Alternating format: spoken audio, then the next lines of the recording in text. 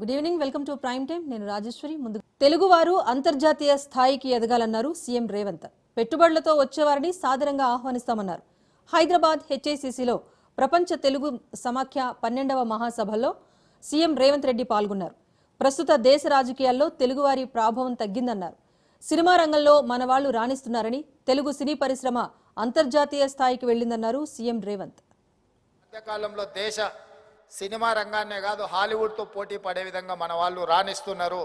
ఈ ఒక్క విషయంలో మనం మిగతా వాళ్ళకంటే ముందు భాగంలో ఉండి తెలుగు సినిమా రంగం ఈరోజు చాలా మందికి దేశంలో ఆదర్శంగా నిలబడ్డది.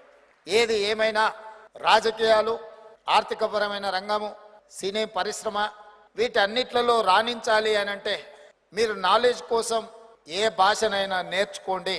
కానీ మాట్లాడేటప్పుడు మన భాషలోనే మాట్లాడుకోవడం ద్వారా ట్రాన్స్మిషన్ లాస్ తక్కువ ఉంటుందని నేను భావిస్తున్నా. నేర్చుకున్నప్పుడు కానీ మాట్లాడినప్పుడు కానీ మాతృభాషలో మాట్లాడడం ద్వారా ట్రాన్స్మిషన్ లాస్ తక్కువ ఉంటుంది అని నేను సంపూర్ణంగా విశ్వసిస్తున్నా. ఈరోజు మనం అందరం ఎక్కడ ఏ దేశంలో గతంలో ఒక నానుడు ఉండేది, ఎక్కడికి వెళ్ళినా ఒక మలయాళీ ఉంటాడు అని.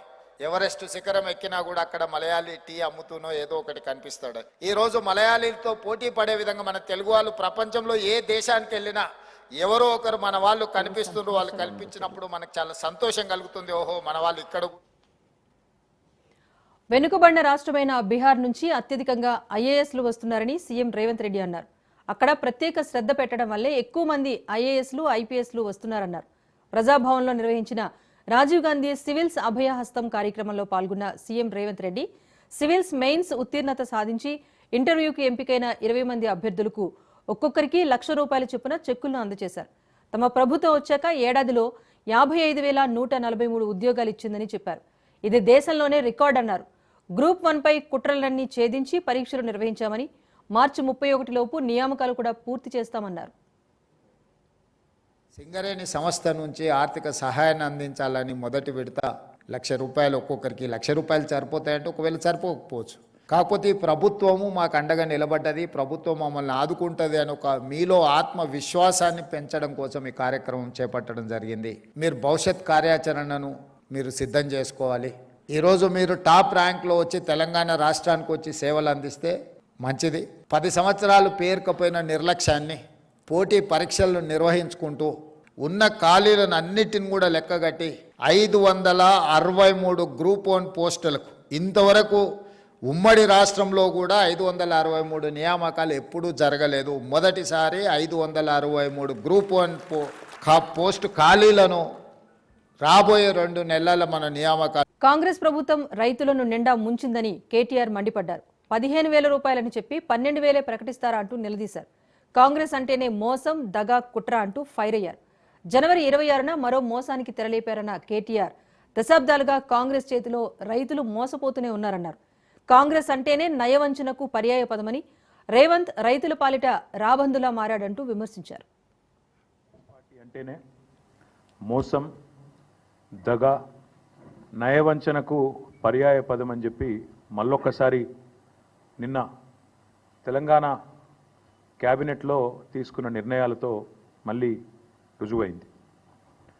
రాజ్యాంగం అమల్లోకి వచ్చిన 75 ఏళ్ల సంబరాల సందర్భంగా దశాబ్దాలుగా కాంగ్రెస్ చేతిలో మోసపోతున్నది రైతన్నలే అనే సందేశాన్ని ఇస్తూ ప్రభుత్వం 15,000 ఇస్తామని చెప్పి 12,000 మాత్రమే అంటూ నిన్న 1,00,000 కండిషన్లు పెట్టి మళ్ళీ ఒకసారి రాజ్యాంగాన్ని అపహాస్యం చేసే విధంగా ఇచ్చిన మాటలకు విలువ లేకుండా జనవరి 26 నాడు రైతు భరోసా పేరిట మోసానికి శ్రీకారం చుడుతున్నది రేవంత్ రెడ్డి ప్రభుత్వం. ₹15,000 ఇస్తాం ఎకరానికి అని చెప్పి ఇవాళ 12,000కే కుదించి సంబురాలు చేయమంటున్న రేవంత్ రెడ్డి ప్రభుత్వం ఖచ్చితంగా తెలంగాణ ప్రజానీకాన్ని, తెలంగాణ రైతాంగానికి తీరని ద్రోహం చేస్తున్నది, తీరని అన్యాయం చేస్తున్నది. ఇది ఈ ద్రోహాన్ని, ఈ వంచనని తెలంగాణ రైతులు ఎట్టి పరిస్థితిలో మరి క్షమించరు అనేది తప్పకుండా మా పార్టీ యొక్క ఆలోచన. కేసీఆర్ గారి పరిపాలనలో 10 ఏళ్లలో ఆనాడు రుణమాఫీకి, అదేవిధంగా రైతు బంధు పథకానికి రెండింటికి మాత్రమే నేను చెప్పేది, మిగతాయి చెప్పని కూడా చెప్పట్లేదు. డైరెక్ట్గా రైతుల ఖాతాల్లో పడ్డ పైసల గురించి మాత్రమే చెప్తున్నా నేను. రైతు బంధు రూపంలో 73,000 కోట్లు, 27,500 కోట్ల రూపాయలు మీకు రుణమాఫీ రూపంలో. ఈ 2 పథకాలు మాత్రమే 1,00,000 కోట్ల రూపాయలు ఇవాళ రైతుల ఖాతాల్లో వేసిన ఘనత కేసీఆర్ ప్రభుత్వంది. ఇవాళ ఎన్నికల్లో మాట ఇవ్వకపోయినా, ఎన్నికల్లో ఓట్ల కోసం మీలాగా డిక్లరేషన్ల పేరిట మోసం చేయకపోయినా, రైతు బంధు లాంటి పథకాన్ని భారతదేశంలో పెట్టిన మొట్టమొదటిసారి పెట్టిన నాయకుడు స్వతంత్ర భారతదేశంలో కేసీఆర్ గారు. అందుకే కేసీఆర్ గారు రైతు బంధుగానే ఉంటారు, రేవంత్ రెడ్డి రాబందుగానే మిగిలిపోతాడు, రైతుల పాలిట రాబందుగానే మిగిలిపోతాడనే మాట నేను ఖచ్చితంగా చెప్తా ఉన్నాను. నేను అడుగుతా ఉన్న రాహుల్ గాంధీని కూడా, కష్టం వస్తే వస్తా అంటివి, ఇది నా గ్యారంటీ అంటివి, పిలువుండ్రి వస్తా అంటివి. వాళ్ళ తెలంగాణ రైతులు అడుగుతున్నారు, రాహుల్ గాంధీ గారు ఎక్కడున్నారు మీరు? అసలు మీ ప్రభుత్వం ఇన్ని మోసాలకు పాల్పడుతుంటే, రైతు భరోసాని కూడా ఇవాళ రైతు నిరాశగా మారుస్తుంటే, రాష్ట్రంలోని రైతాంగాన్ని నయవంచన చేసి గొంతుకొస్తుంటే ఎక్కడ ఉన్నావు రాహుల్ గాంధీ అని నేను అడుగుతా ఉన్నా. ఆర్థిక పరిస్థితి బాగాలేదు అని చెప్పడానికి సిగ్గనిపిస్తలేదా? బాగాలేనిది ఆర్థిక పరిస్థితి కాదు, మీ మానసిక పరిస్థితి. బాగాలేనిది మీ మానసిక పరిస్థితి బాగాలేదు. మీకు ఇక్కడ గుజ్జు లేకపోతే మేమేం చేస్తాం దానికి? మీకు తెలివి లేదు, రాష్ట్రాన్ని నడిపే తెలివి లేదు, పరిపాలన చేత కాదు. కాబట్టి నోటికొచ్చిన వ్యాఖ్యానాలు చేస్తూ ఉన్నారు. చక్కదిద్దాల్సిన సీట్లో కూర్చొని చేతగాని మాటలు మాట్లాడితే ప్రజలు ఏమనుకుంటారు? మీకు లోన్లు ఇచ్చే ఇన్స్టిట్యూషన్స్ ఏమనుకుంటాయి? దేశంలోని మిగతా పార్టీలు ఏమనుకుంటాయి? మిగతా రాష్ట్రాలు ఏమనుకుంటాయి అనే కనీస సోయి కూడా లేదా? అసలు మిమ్మల్ని కూర్చోబెట్టింది ఎందుకు?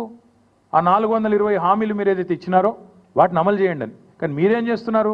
అర్జెంటుగా కేసులు పెట్టండి, రాష్ట్ర ఆత్మగౌరవాన్ని దెబ్బతీయండి, మార్పు పేరిట వేల కోట్ల రూపాయలు ఖర్చు పెట్టండి, పనికిమాల పనులు చేస్తూ టైంపాస్ చేయండి అనా మిమ్మల్ని కూర్చోబెట్టింది? అక్కడ కాదు కదా. రైతు భరోసా ఏది? 6 గ్యారంటీలు ఏది?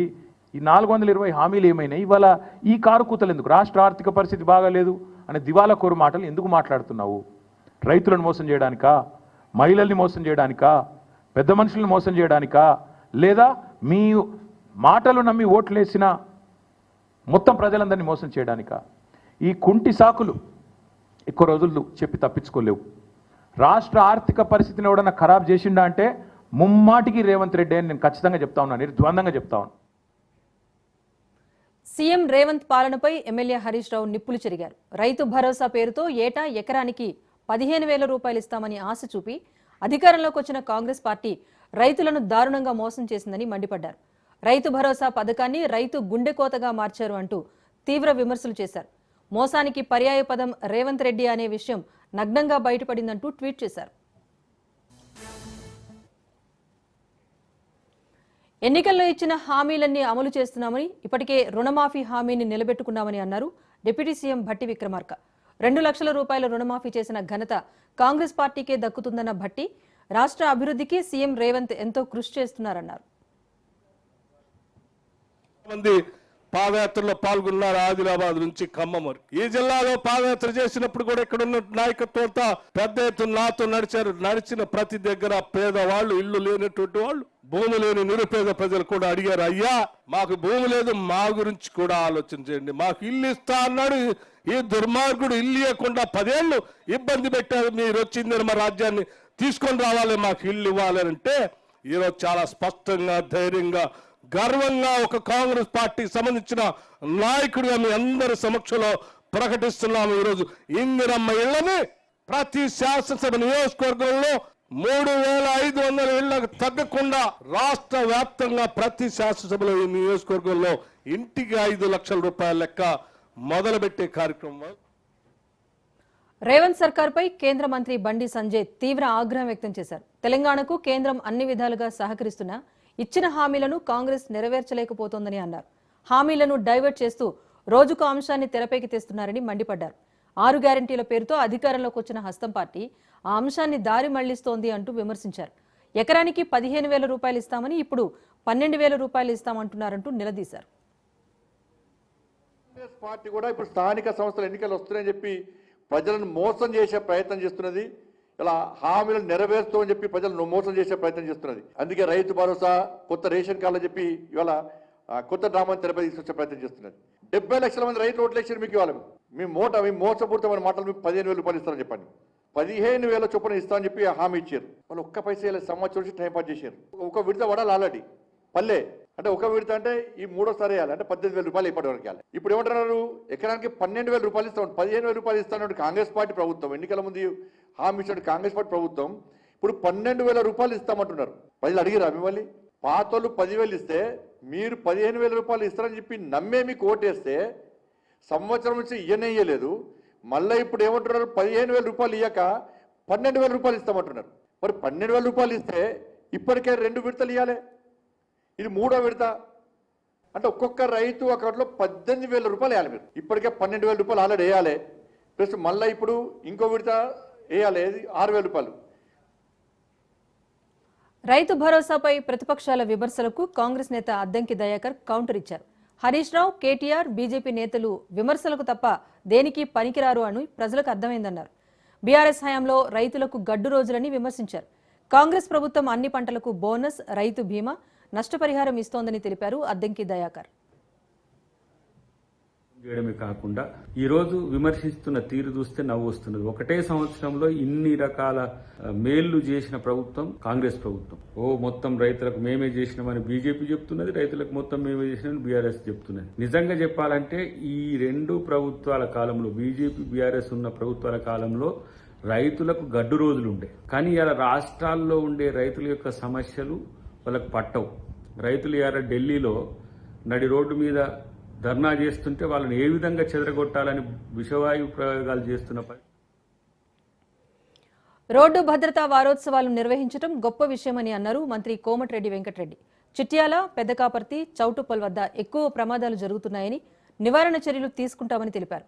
ఇక దేశంలో ఎక్కడా లేని విధంగా తెలంగాణలో డ్రైవర్లకు కంటిచూపు పరీక్షలు చేయించామని చెప్పారు ఆయన. కేంద్ర మంత్రి గడ్కరీతో 6 లేన్ల రోడ్డు ఏర్పాటు కోసం గతంలో మాట్లాడి ఒప్పించానన్నారు.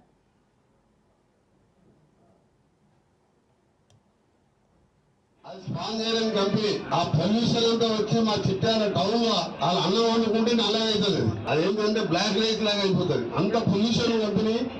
ఆయన లారీలు మాత్రం ఒక లారీ చిట్టాల లారీ తీసుకోవాలి. నార్కెట్పల్లిలో జిందాల్ కంపెనీ మొత్తం బయట లారీలు పంపించిను.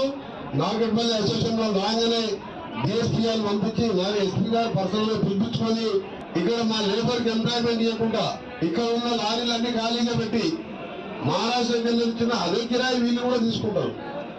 లోకల్ ఎంప్లాయ్మెంట్ ఇవ్వాలి కదండి. జాబ్స్ ఇయ్యారు, లారీలు కూడా పెట్టుకుంటలే. ఎంపీఎల్లో వీళ్ళు కూడా పిలిపించి మాట్లాడి అది కూడా సెటిల్ చేసి వాళ్ళు కూడా ఇవ్వాలి. అది కూడా స్పాన్సరింగ్ కూడా పొల్యూషన్ కంట్రోల్ పడుతుంది. సీఎం గారితో కూడా మాట్లాడడం తప్పకుండా దాన్ని కూడా ప్రజలు లేని గ్రామాల వైపు షిఫ్ట్ చేసుకోవాలని చెప్పి వాళ్ళకు కూడా పొల్యూషన్ కంట్రోల్ బాడీ చెప్పడం జరిగింది.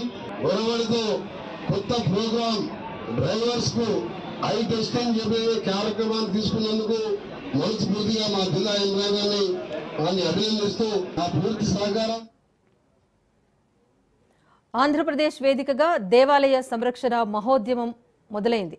ఎన్టీఆర్ జిల్లా గన్నవరం సమీపంలోని కేసరపల్లి దగ్గర హైందవ శంఖారావం విజయవంతమైంది.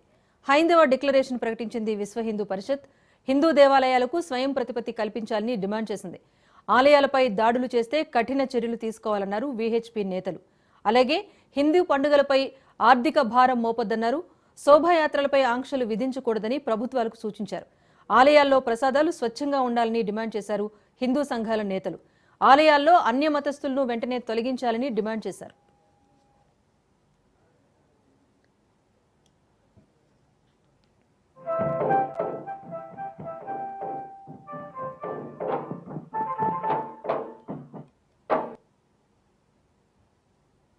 హిందూ దేవాలయాలకు పూర్తి స్వయం ప్రతిపత్తిని కల్పిస్తూ వెంటనే చట్ట సవరణ చేయాలి. హిందూ సమాజంపై, దేవాలయాలపై, ఆస్తులపై, వ్యవస్థలపై వివిధ పద్ధతులలో రక్షణ కల్పించే ప్రయత్నాలు చేయకుండా దాడులు చేసిన వారిపై కఠినమైన చర్యలు తీసుకుని శిక్ష పడేలా చూడాలి. వినాయక చవితి, దసరా వంటి ఉత్సవాలపై ప్రభుత్వం యొక్క అక్రమ ఆంక్షలు ఆర్థిక భారాన్ని విధించరాదు అని నిర్ణయిస్తున్నాం. హిందూ దేవీ దేవతల ఊరేగింపులు, ఆలయాల ఆస్తులు, ఆచారాలు నాశనమైపోతున్నాయని చిన్నజీయర్ స్వామి తీవ్ర ఆగ్రహం వ్యక్తం చేశారు. ఆలయాలు బాగుంటేనే మనము బాగుంటామని ఆయన అన్నారు. మన ఆలయాలకు గతంలో 15 లక్షల ఎకరాల భూమి ఉండేదని నేడు 4.5 లక్షల ఎకరాలు మాత్రమే మిగిలింది అంటూ ఆవేదన వ్యక్తం చేశారు చిన్నజీయర్ స్వామి. ఆలయాలకు కావాల్సిన నిర్ణయాలు ఎవరు చేయాలని ప్రశ్నించారు ఆయన. చేశారో దానికి సంబంధించిన ఏ నియమ నిర్ణయాలైనా వాళ్ళ చెప్పు చేతల్లో ఉండాలే తప్ప ఆఫీసర్స్ చేతిలో ఉండకూడదు. ఆఫీసర్స్ ఉంటామంటే మాకు అభ్యంతరం లేదు, కానీ ఆ ప్రతిష్ఠాదులు చేసినటువంటి పెద్దలు ఎవరున్నారో వాళ్ళ ఆదేశానికి విరుద్ధం కాని రీతిలో వాళ్ళు వాటిని నిర్వహించగలిగేట్టుగా అయితే వాళ్ళు ఉండాలి, లేకపోతే వాళ్ళు అక్కడ ఉండాల్సిన అవసరం లేదు. అంగీకరిద్దామా? దానికి ఎండోమెంట్ డిపార్ట్మెంట్ ఉండాలా? హైందవ శంఖారావం సభలో సినీ గేయ రచయిత అనంత్ శ్రీరామ్ సంచలన వ్యాఖ్యలు చేశారు. సినిమాల్లో హైందవ ధర్మంపై దాడి జరుగుతోందన్నారు. సినిమాల్లో మన పురాణాలను వక్రీకరిస్తున్నారని ఆవేదన వ్యక్తం చేశారు. హైందవ ధర్మ హననం జరుగుతోంది అంటూ మండిపడ్డారు. కొందరు అన్యమతస్థుల ప్రవర్తన ఇబ్బంది పెడుతోందన్నారు. కల్కి చిత్రంలో కర్ణుడి పాత్రను హైలైట్ చేశారన్న అనంత్ శ్రీరామ్ కర్ణుడిని సూర్యుడు అంటే ఎవరు ఒప్పుకుంటారని ప్రశ్నించారు. ఇలాంటి వక్రీకరణలు చూసి తాను సిగ్గుపడుతున్నారని, తప్పును తప్పు అని చెప్పాల్సిందే అన్నారు అనంత్ శ్రీరామ్. వ్యాస భారతం భారత సాహితీ వాన్మయ శరీరానికి 2 కళ్ళ లాంటివి. గత కొన్ని సంవత్సరాల ముందు వచ్చిన చిత్రాల నుంచి నిన్న మొన్న విడుదలైన కల్కి చిత్రం వరకు కూడా కర్ణుడికి పాత్రకి అనవసరంగా ఆపాదించిన గొప్పతనాన్ని చూసి ఒక సినిమా రంగానికి చెందిన వ్యక్తిగా నేను సిగ్గుపడుతున్నాను, నిర్మోహమాటంగా చెప్తున్నాను. నిన్న మొన్న వచ్చిన కల్కి సినిమాలో అగ్నిదేవుడు ఇచ్చిన ధనస్సును పట్టిన అర్జునుడి కంటే సూర్యుడు ఇచ్చిన ధనస్సు పట్టిన కర్ణుడు వీరుడు అని చెప్తుంటే యుద్ధంలో నెగ్గేది ధనుస్సా ధర్మమా అని ప్రశ్నించకుండా మనం ఊరుకుంటామా? ఒక్క భారతంలోనే కాదు, వాల్మీకి రామాయణంలో రాయి ఆడదైనట్టు, రాళ్లను తేల్చి వారధైనట్టు, రాముడు లవకుశుల మధ్య యుద్ధం జరిగినట్టు, ఇలా చిత్రీకరణకు అందంగా ఉండడానికి ఎన్నో అభూత కల్పనలు, ఎన్నో వక్రీకరణలు జరుగుతుంటే ఇంకా మనం ఇలా ఊరుకుంటూ ఉంటే ఎన్ని సినిమాలు ఎలా వస్తాయి? మీరు కొంతకాలం క్రితం ఒక హిందీ పాట వినే ఉంటారు, దమ్మరదం మిట్ జాయహం బోలో శుభ శ్యామ్ హరే కృష్ణ హరే రామ్. రండి దమ్ము కొడదాం, కలుసుకుందాం, శుభ సాయంత్రం చెప్పుకుందాం, తర్వాత హరే కృష్ణ హరే రామ్ అందాం. భగవత్ తత్వాన్ని, భగవద్భక్తిని జగత్ ప్రస్తుతంగా జగద్విదితం చేసిన ఇస్కాన్ వారి నినాదం హరే కృష్ణ హరే రామ్ ని ఒక ఐటమ్ సాంగ్ లో పెట్టుకుంటే ఒప్పుకుంటామా? ఇంత అద్భుతమైన పీఠాధిపతుల ఆహార్యాన్ని అనుకరించి గురువులు, పీఠాధిపతులు వచ్చిన శిష్యురాలతో శృంగార కార్యకలాపాలు చేస్తున్నట్టు చూపెడుతున్నారు. ఎంఎఫ్ హుసేన్ లాంటి చిత్ర దర్శకుడు, చిత్రకారుడు సరస్వతి, దుర్గా మాతల బొమ్మల్ని అశ్లీలంగా వేసినప్పుడు వారి కోవలోనే అక్రమ్ హుసేన్ అనే చిత్రకారుడు కృష్ణుణ్ణి బార్లో ఉంచి గోపికల్ని బికినీల్లో చిత్రించినప్పుడు మన ముందున్న దారులు 2 ఒకటి నిమ్మకు నీరెత్తినట్టు కూర్చోవడం, 2 నిగ్గదీసి నిలదీయడం, మీ దారి 1-2 ఇన్ని విధాలుగా హననం జరుగుతుంటే ఇంకా మనం నిశ్శబ్దంగా కూర్చుంటే అది మన హైందవ సమాజానికే కళంకం అని నేను మనస్ఫూర్తిగా తెలియజేస్తున్నాను. పాటని ఎలా ఉపయోగించచ్చో, అదే హరే కృష్ణ హరే రామ్ని ఎలా ఉపయోగించచ్చో సీతారాం శాస్త్రి గారు మనకు తెలియజేశారు. హరే రామ హరే కృష్ణ కృష్ణ కృష్ణ హరే హరే, రామున్నైనా కృష్ణున్నైనా కీర్తిస్తూ కూర్చుంటామా, వాళ్ళేం సాధించారో కొంచెం గుర్తిద్దాం మిత్రమా, సంద్రం కూడా స్తంభించేలా మన సత్తా చూపిద్దామా, సంగ్రామంలో గీతా పాఠం తెలుపమా. ఇది పాట రాయడం అంటే, ఇది పాట ద్వారా సమాజ హితం కోరడం అంటే, ఇది పాట ద్వారా మార్పు తీసుకురావడం అంటే, ఇది పాట ద్వారా ఉత్సాహం రేకెత్తడం అంటే, ఉద్వేగం రేకెత్తడం అంటే, ఉత్తేజితుల్ని చేయడం అంటే, ఈ దారిలో మాలాంటి పాటల రచయితలు అందరూ నడవాలని నేను కోరుకుంటున్నా. వాల్మీకి రామాయణం సీఎంఆర్ కాలేజ్ కేసులో పోలీసులు దర్యాప్తు ముమ్మరం చేశారు. 2 పోలీసులు అరెస్ట్ చేశారు. కాలేజ్ చైర్మన్ చామకూర గోపాల్ రెడ్డిపై కేసు నమోదైంది. కిషోర్, గోవింద్ తో పాటు మరో 5 పైన కేసు నమోదు చేశారు పోలీసులు. సీఎంఆర్ ఇంజనీరింగ్ కాలేజీలోని అమ్మాయిల హాస్టల్ వాష్రూమ్స్ లో వీడియో రికార్డు ఘటన రాష్ట్ర వ్యాప్తంగా సంచలనమైంది. అయితే ఈ ఘటనపై విద్యార్థులతో పాటు ఏబీవీపీ, ఎస్ఎఫ్ఐ విద్యార్థి సంఘాలు పెద్ద ఎత్తున నిరసన తెలిపాయి. ఘటనపై వెంటనే చర్యలు తీసుకోవాలని డిమాండ్ చేశాయి. దీంతో రంగంలోకి దిగిన పోలీసులు 2 అరెస్ట్ చేశారు.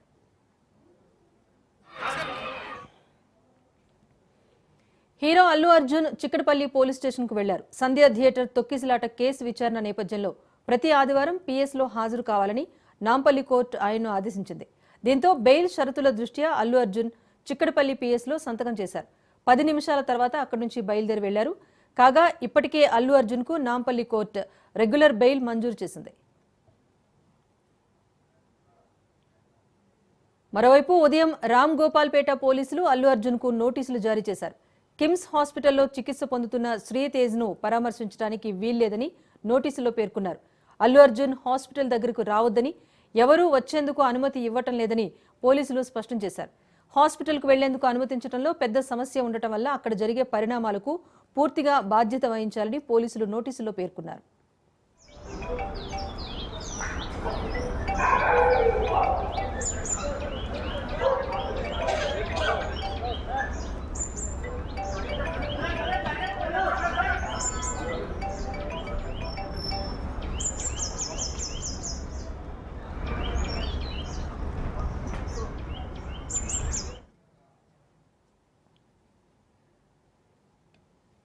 ఢిల్లీలో నమో భారత్ కారిడార్కు ప్రధాని మోదీ శ్రీకారం చుట్టారు.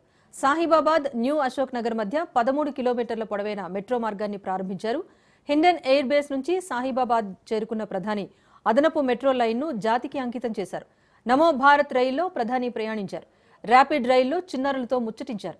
అధికారులతో మాట్లాడి వివరాలు అడిగి తెలుసుకున్నారు. ఈ ప్రాజెక్టు ప్రారంభోత్సవంతో ఢిల్లీ మీరట్ మధ్య ప్రయాణ ప్రక్రియ మరింత సులభతరం కానుంది.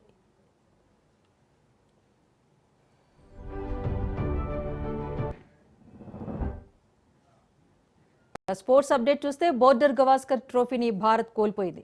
సిడ్నీ టెస్ట్లో ఆసీస్ 6 వికెట్ల తేడాతో విజయం సాధించింది. దీంతో 3-1 తేడాతో 5 టెస్టుల సిరీస్ను సొంతం చేసుకుంది.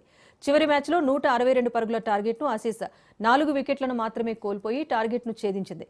ఈ క్రమంలో వరుసగా రెండోసారి ప్రపంచ టెస్ట్ ఛాంపియన్షిప్ ఫైనల్కు ఆస్ట్రేలియా చేరుకుంది.